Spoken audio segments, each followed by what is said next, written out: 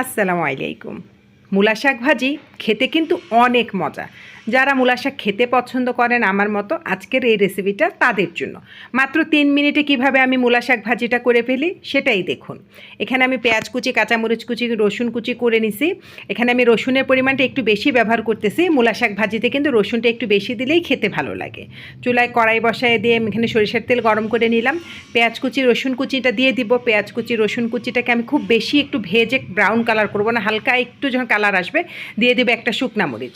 কাঁচামরিচটা কিন্তু আমি শাকের সাথেই কেটে রেখে দিয়েছিলাম। তারপর অল্প একটু শাক দিয়ে ভালো করে মিশিয়ে নেব যাতে আমার পেঁয়াজ এবং রসুনটা পুড়ে না যায়। তারপরে গিয়ে আমি সব শাক দিয়ে দেবো এবং লবণ দিয়ে দেবো। কাজ আমার শেষ। 3 মিনিট সময় নিয়ে একটু ভালো করে ভেজে নিব। আর চুলার আঁচটা থাকবে কিন্তু মিডিয়াম আঁচে, খুবই হাই না খুব লো না, মিডিয়াম আঁচে রেখে ভেজে নিব। ভিডিওতে আমার কালারটা বোঝা যাচ্ছে না, মনে হচ্ছে লাল হয়ে গেছে, আসলে কিন্তু এই যে দেখেন খুব সুন্দর একটা গ্রিন কালার আসবে।